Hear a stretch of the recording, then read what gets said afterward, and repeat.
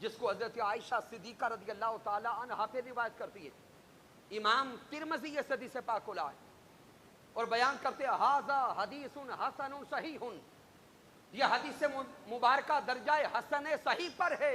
میرے آقا نے فرمایا اکمل المومنین، آقا نے فرمایا کہ کامل ترین ایمان والا وہ ہے، احسنہم خلقا، جس کا خلق اعلیٰ ہے۔ میرے آقا نے فرمایا کہ تم میں ایمان میں سب سے اعلیٰ درجے والا وہ ہے جس کا اخلاق اعلیٰ ہے۔ پھر میرے آقا نے فرمایا، حضرت ابی درداء رضی اللہ تعالیٰ عنہ سے روایت ہے اور اس حدیث مبارکہ کو بھی امام ترمذی لائے، میرے آقا نے فرمایا ما من شیء اسقل فی المیزان، تو فرماتے ما من شیء کہ کوئی شے ایسی نہیں جو میزان پر وزن والی ہے، یہاں تک کہ فی حسن الخلق، خلق وہ عمل ہے جو تول میں سب سے وزن والا ہوگا۔ میرے آقا نے فرمایا کل جب قیامت کا دن ہوگا، اعمال تولے جائیں گے، میزان لگ جائے گی، آقا نے فرمایا جب اعمال تولے جائیں گے سب سے وزن والا عمل حسن خلق ہوگا۔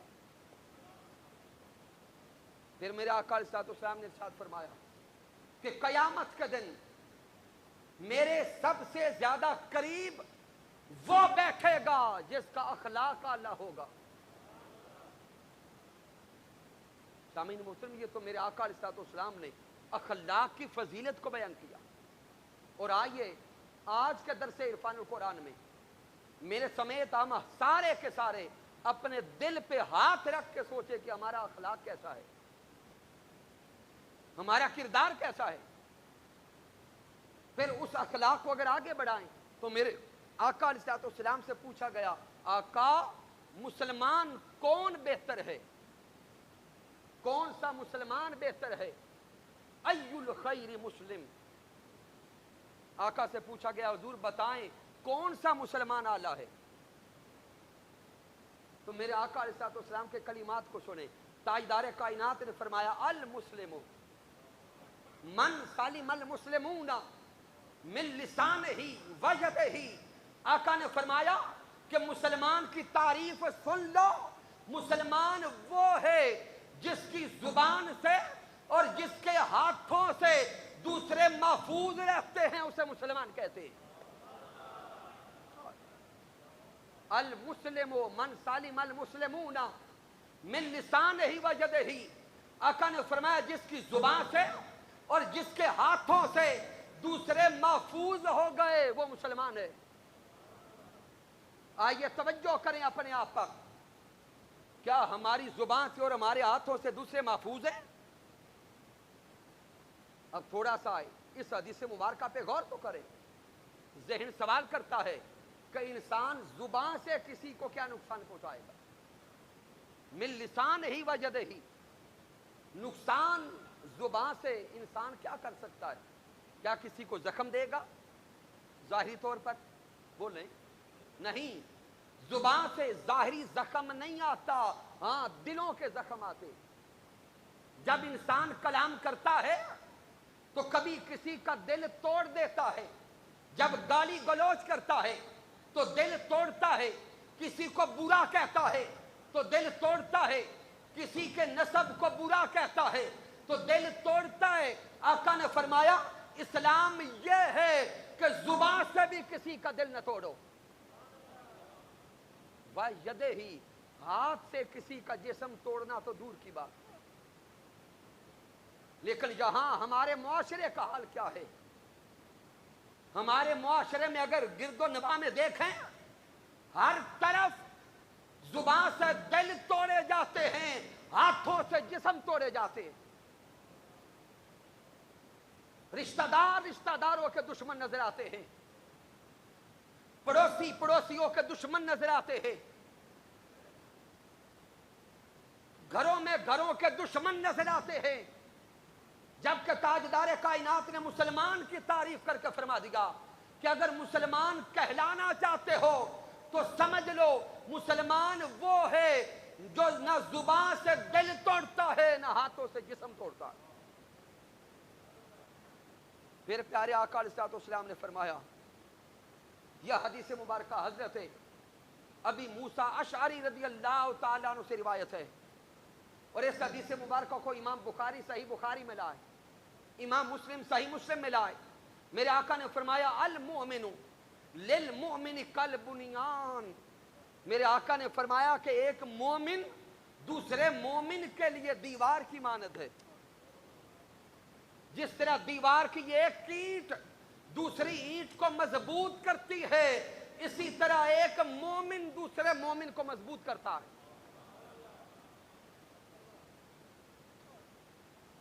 آقا نے فرمایا المؤمن للمؤمن کالبنیان، ایک مومن دوسرے مومن کے لیے دیوار کی مانند، یشد بعضهم بعضا یشد بعضه بعضا، جس طرح ایک اینٹ دوسری اینٹ کو مضبوط کرتی چلی جاتی ہے، اس طرح ایک مومن دوسرے مومن کو مضبوط کرتا چلا جاتا ہے۔ لیکن ہمارا حال یہ کہ کلمہ بھی سونے مصطفیٰ کا پڑھتے ہیں، لیکن جب بھی بولتے ہیں دوسروں کی ٹانگیں کھینچتے، دوسروں کو نقصان پہنچاتے۔ سامعین محترم، آج آقا علیہ السلام کے فرامین کی روشنی میں آئیے ہم سارے کے سارے اپنے آپ کو دیکھتے جائیں۔ پھر حضرت انس بن مالک رضی اللہ تعالیٰ عنہ سے روایت ہے، میرے آقا نے فرمایا لا یؤمن احدکم حتی یحب لاخیہ ما یحب لنفسہ، آقا نے فرمایا کہ تم میں سے کوئی شخص بھی اس وقت تک مومن نہیں ہو سکتا جب تک اپنے بھائی کے لیے وہی پسند نہ کرے جو اپنے لیے پسند کرتا۔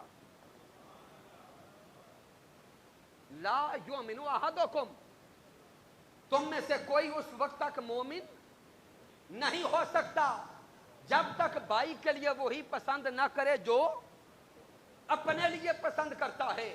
ہمارا حال یہ کہ اپنے لیے ہر شے اللہ پسند کرتے ہیں، جب رشتہ داروں کو دینے کی بات آتی ہے تو گھٹیا دیتے۔ کیسے مسلمان ہیں؟ پھر سامعین، میرے آقا علیہ السلام نے ارشاد فرمایا، حضرت عائشہ صدیقہ رضی اللہ تعالی عنہا سے روایت ہے یہ حدیث مبارکہ، امام بخاری صحیح بخاری میں لائے، امام مسلم صحیح مسلم میں لائے، متفق علیہ حدیث مبارکہ۔ میرے آقا نے فرمایا ان اللہ رفیق ویحب الرفق، ان اللہ رفیق ویحب الرفق، اللہ نرمی والا ہے اور نرمی کو پسند کرتا ہے۔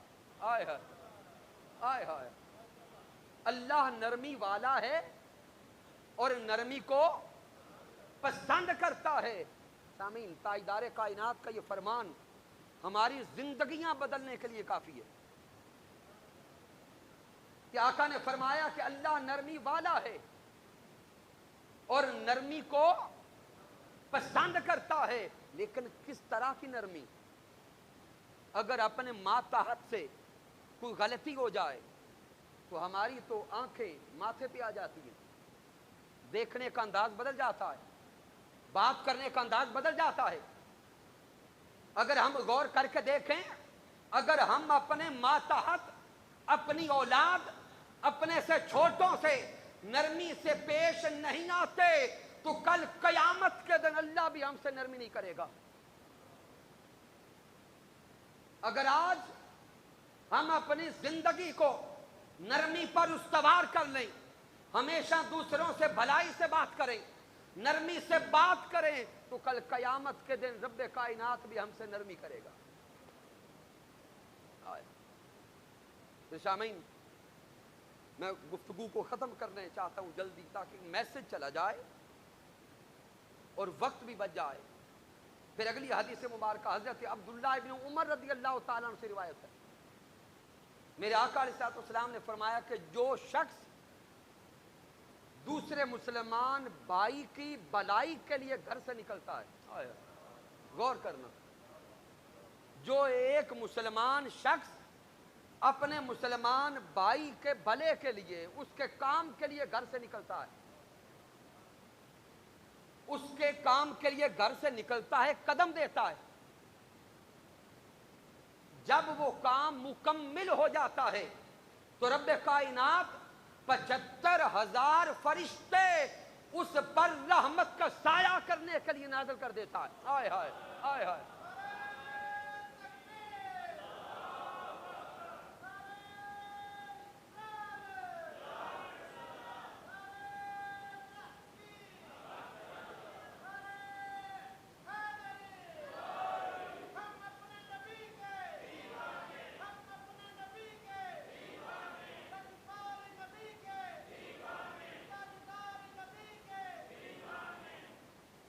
میرے محبوب علیہ السلام نے فرمایا کہ جب ایک مسلمان اپنے مسلمان بھائی کا کام کرنے کے لیے، اس کا بھلا کرنے کے لیے، اس کے کام میں آسانی پیدا کرنے کے لیے گھر سے چل پڑتا ہے اور اس کا کام مکمل کرتا ہے، رب کائنات 75,000 فرشتے اس پر رحمت کا سایہ کرنے کے لیے نازل کر دیتا ہے. 24 گھنٹے دن اور رات وہ فرشتے اس بھلائی کرنے والے پر سایہ بھی کر کے رکھتے ہیں اور اس کے لیے رحمت کی دعائیں کرتے رہتے ہیں. یہاں پر بادشاہ پور ویلفیئر کمیٹی کے احباب کو بالخصوص متوجہ کر کے مبارکباد دینا چاہتا ہوں کہ بادشاہ پور ویلفیئر کمیٹی کے احباب جنہوں نے اس گاؤں کی بھلائی کے لیے، اس گاؤں کے غرباء کی بھلائی کے لیے، مساکین اور یتیماں کی بھلائی کے لیے ذاتی کام کو چھوڑ کر، ذاتی وقت کو چھوڑ کر جب وقت دینا شروع کر دیا، مبارک ہو آپ کو. میرے آقا نے فرمایا جب دوسروں کے بھلے کا کام کرتے ہو 75,000 فرشتے تمہارے لیے دعائیں کرتے ہیں.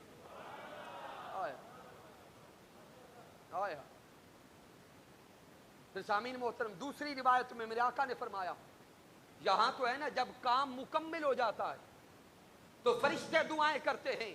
دوسری روایت میں فرمایا میرے آقا نے کہ جب کوئی دوسرے کے بھلے کے لیے گھر سے نکلتا ہے، دوسرے کے کام میں آسانی پیدا کرنے کے لیے نکلتا ہے، جو وہ گھر سے نکلتا ہے کام مکمل ہو یا نہ ہو اللہ فرشتوں کو تعینات کرتا ہے، وہ رحمتوں کی دعائیں کرتے ہیں. شامین میرے آقا علیہ السلام نے آگے فرمایا، حضرت ابو ہریرہ رضی اللہ تعالیٰ عنہ سے روایت ہے اور یہ حدیث مبارکہ بھی بخاری و مسلم کی متفق علیہ ہے.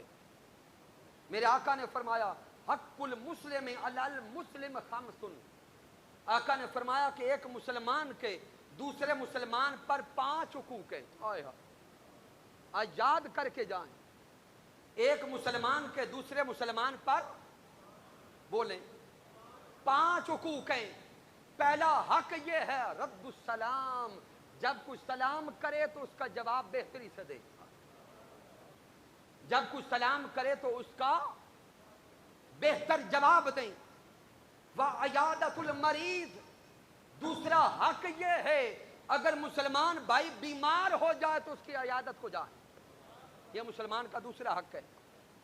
تیسرا حق واتباع الجنائز، اگر مسلمان بھائی فوت ہو جائے تو اس کے جنازے کے ساتھ چلے، تیسرا حق.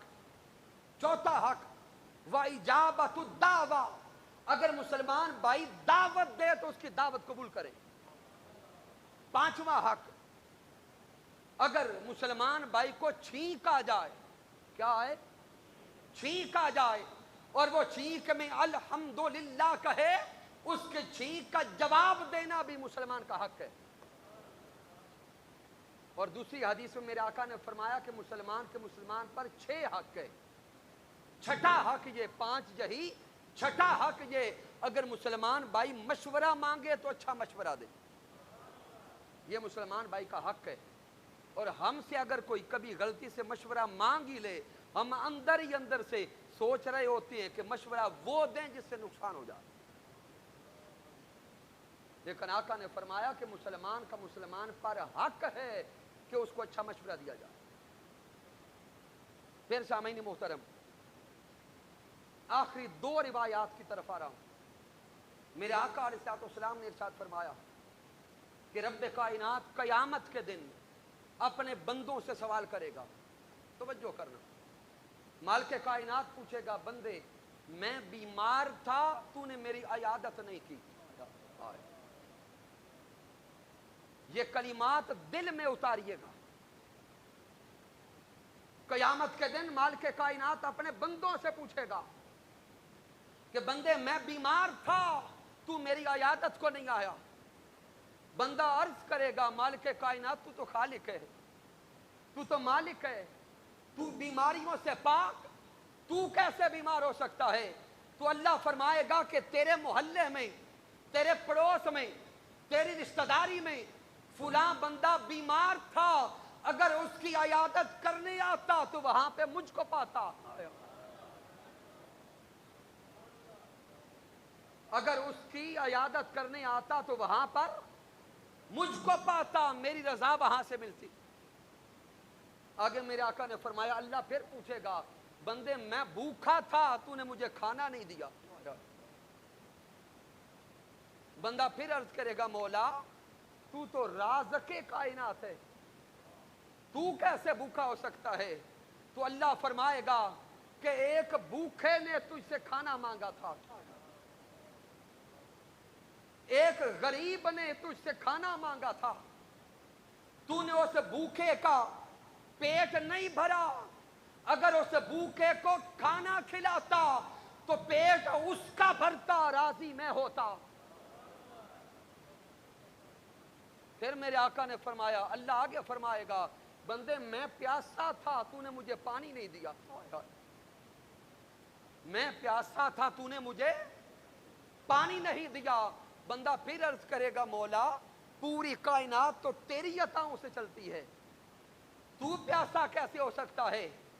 तो रब कायनात फरमाएगा, बंदे तेरे मोहल्ले में पानी का एहतिमाम नहीं था, तेरे मोहल्ले में साफ पानी की दस्तयाबी नहीं थी, तुझसे पानी मांगा जाता था, तू साहिबे सरवत था, तू साहिबे हैसियत था, तू पानी दे सकता था। अगर तू दूसरों के लिए पानी का एहतिमाम कर देता, पानी वो पीते, राजी मैं होता।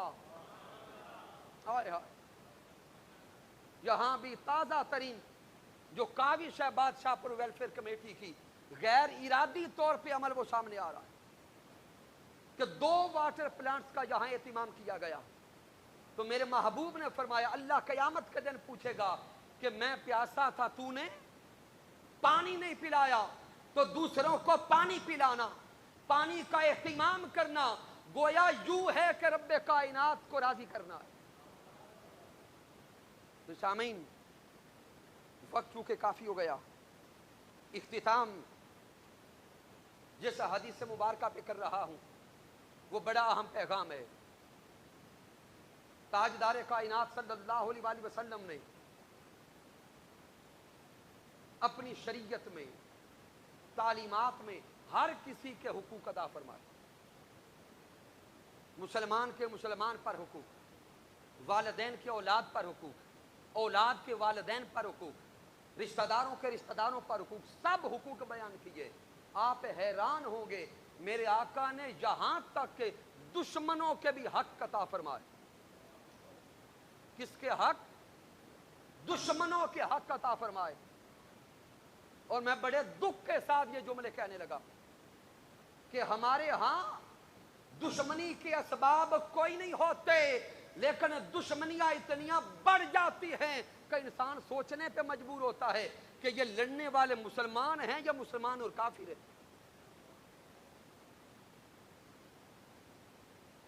ताजदार कायनात सल्लल्लाहु अलैहि वसल्लम ने जब मक्कातुल मुकर्रमा फतह किया, मेरे आका फातेह की हैसियत से मक्कातुल मुकर्रमा में दाखिल हुए। वो सारे मक्का के कुफार गर्दनें झुकाकर खड़े थे। मक्का के कुफार कपकपा रहे थे कि आज हम मगलूब हो गए, आज मारे जाएंगे। मेरे महबूब अलैहिस्सलाम मक्कातुल मुकर्रमा में दाखिल हुए। पहले कलिमात मेरे आका के थे कि काबातुल्लाह की चाबी कहां है। हाय हाय, کعبۃ اللہ کی چابی کہاں ہے؟ عثمان بن طلحہ کافر تھا، کعبۃ اللہ کی چابی اس کے ہاتھ میں تھی، کعبہ کا متولی تھا۔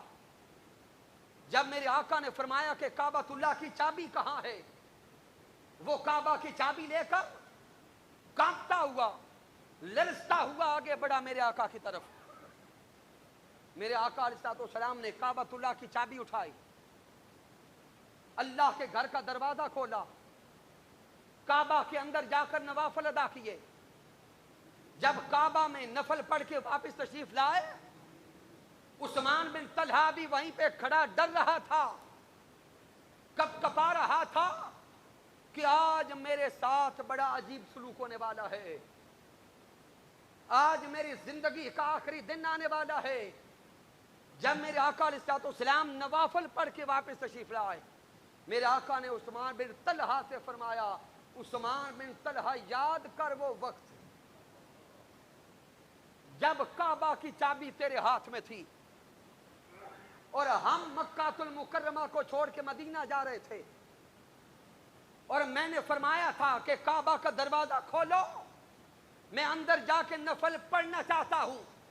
تو عثمان بن طلحہ نے کہا تھا کہ سورج مغرب سے نکل سکتا ہے لیکن میں آپ کے لیے کعبہ کا دروازہ نہیں کھول سکتا۔ میرے آقا یہ کلمات سن کر رو پڑے، تاجدار کائنات روتے ہوئے مکہ المکرمہ سے نکلے، اور میرے آقا فرماتے جا رہے تھے، اے کعبہ اور اے مکہ المکرمہ، میں تجھ سے بڑا پیار کرتا ہوں، میں تجھ سے بڑا پیار کرتا ہوں۔ میرے آقا روتے ہوئے ہجرت کے وقت مکہ المکرمہ سے گئے۔ سن 8 ہجری میں مکہ فتح ہو گیا۔ اب کعبۃ اللہ کی چابی آقا کے ہاتھ میں تھی، اور وہ عثمان بن طلحہ ڈر رہا تھا، رو رہا تھا، کانپ رہا تھا، میرے آقا کے سامنے کھڑا تھا۔ ارے صدقے جائیں آقا کی رحمت پر، صدقے جائیں آقا کے خلق پر، صدقے جائیں آقا کی عطا پر۔ آقا فرماتے عثمان بن طلحہ اپنا ہاتھ آگے کر، ہائے ہائے، عثمان بن طلحہ اپنا ہاتھ آگے کر۔ وہ ڈرتا ہوا ہاتھ آگے نہیں کرتا کہیں ہاتھ کاٹے نہ جائیں۔ میرے آقا نے پھر فرمایا، عثمان بن طلحہ ہاتھ آگے بڑھا، عثمان بن طلحہ ہاتھ آگے کرتا ہے۔ میرے سونے مصطفیٰ کعبۃ اللہ کی چابی اس کے ہاتھ پہ رکھ کے کہتے ہیں، عثمان بن طلحہ تو نے دروازہ نہیں کھولا تھا، وہ تیرا کردار تھا، میں آج پھر کعبہ کی چابی تجھے دیتا ہوں، تجھے متولی بناتا ہوں، تیری معافی کا اعلان کرتا ہوں۔ یہ محمد مصطفیٰ کا کردار ہے۔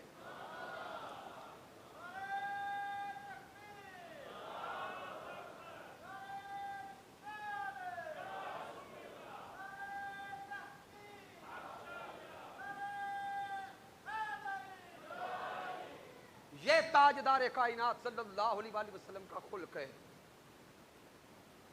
پھر اب سارے کے سارے دیگر دشمنان ابھی کھڑے تھے، ہر کوئی ڈر رہا تھا کہ آج نہیں بچیں گے، یہاں تک کہ میرے آقا کے ایک جذباتی عاشق، جس طرح جذباتی لوگ ہوتے ہیں، جذباتی عاشق کفار کو للکار کے کہتے ہیں، الیوم یوم الملحمہ، کہ دشمنوں تیار ہو جاؤ، گردنیں اترنے والی ہیں، تم نے ہمارے آقا کو بڑا ستایا ہے، تم نے ہمارے محبوب کو بڑا دکھ دیا ہے، پہلے مکہ سے نکالا، پھر آقا مدینہ تشریف لے گئے تو ہر 2-4 مہینوں کے بعد جنگیں مسلط کی، الیوم یوم الملحمہ، کافروں آج تیار ہو جاؤ، آج تم کو نہیں چھوڑیں گے۔ یہ کلمات میرے آقا کے کانوں تک پہنچے، میرے آقا جلال میں آ گئے، اور آقا جلال میں آ کے فرماتے ہیں، بل الیوم یوم المرحمہ، آقا فرماتے آج کا دن گردنیں اڑانے کا دن نہیں ہے، بلکہ آج کا دن رحمت مصطفیٰ کے عام کر دینے کا دن ہے۔ آئے آئے۔ پھر میرے محبوب علیہ السلام نے سارے دشمنوں کے لیے معافی کا اعلان کر دیا۔ وہ سارے کفار اب آقا کے اخلاق سے متاثر ہو کر کلمہ پڑھنے لگے، مسلمان ہونے لگے، یہاں تک کہ وحشی میرے آقا کی بارگاہ میں آیا بیعت کرنے کے لیے، اور وحشی وہ تھا جس نے میرے آقا کے پیارے چچا حضرت امیر حمزہ کو شہید کیا تھا۔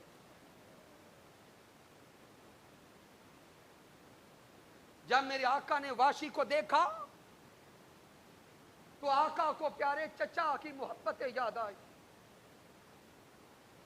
حضرت امیر حمزہ کی وفائیں یاد آئی۔ ادھر آقا نے وحشی کو دیکھا، آقا کی آنکھیں چھما چھم برس پڑی، میرے آقا کی آنکھیں برس پڑی، آقا رو پڑے۔ سارے صحابہ سوچ میں پڑ گئے اور سوچ کر آپس میں کہنے لگے باقی سب بخشے گئے لیکن آقا اس کو نہیں چھوڑیں گے۔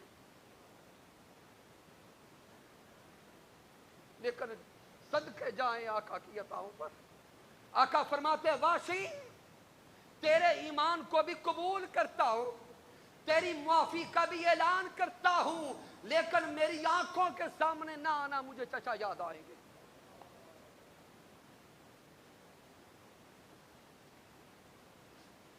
پھر کلمہ پڑھنے کے لیے ہندا آ گئی۔ اٹھائیے تاریخ اسلام، اور ہندا وہ تھی جس نے آقا کے چچا حضرت امیر حمزہ کا کلیجہ چبایا تھا۔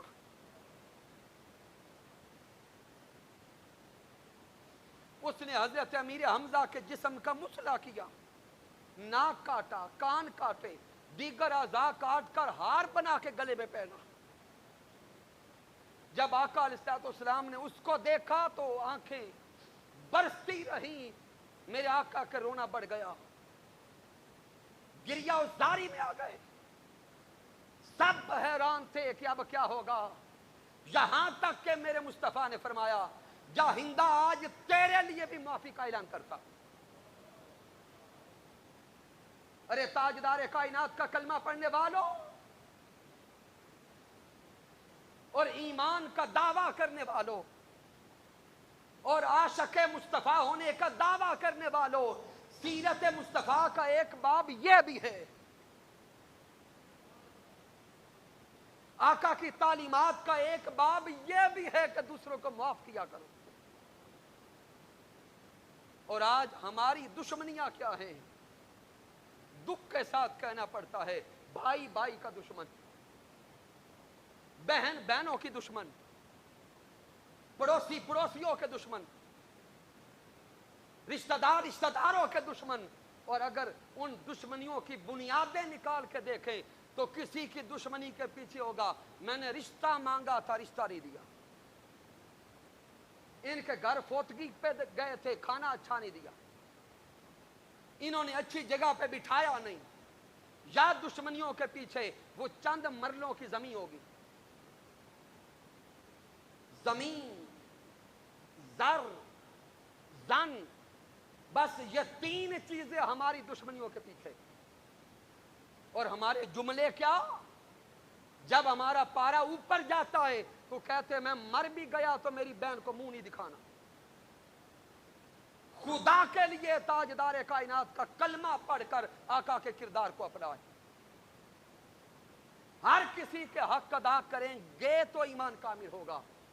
اور بڑی بڑی نمازیں پڑھنے والے، بڑی بڑی تبلیغیں کرنے والے اور بڑے بڑے دعوے کرنے والے اگر ایک طرف اللہ کے حقوق ادا کرتے ہیں لیکن بندوں کے حقوق ادا نہیں کرتے تو ممکن ہے کہ رب اپنے حقوق بھی قبول نہ کرے۔ اس لیے آج کے درس عرفان القرآن کا پیغام یہ دینا چاہتا ہوں، آئیے اپنے آپ کو بدل لیں، اپنے انداز حیات کو بدلیں، اپنے کردار کو بدلیں، کبھی بھی زبان سے کسی کو برا نہ کہیں، کسی کو کبھی بھی گالی نہ دے.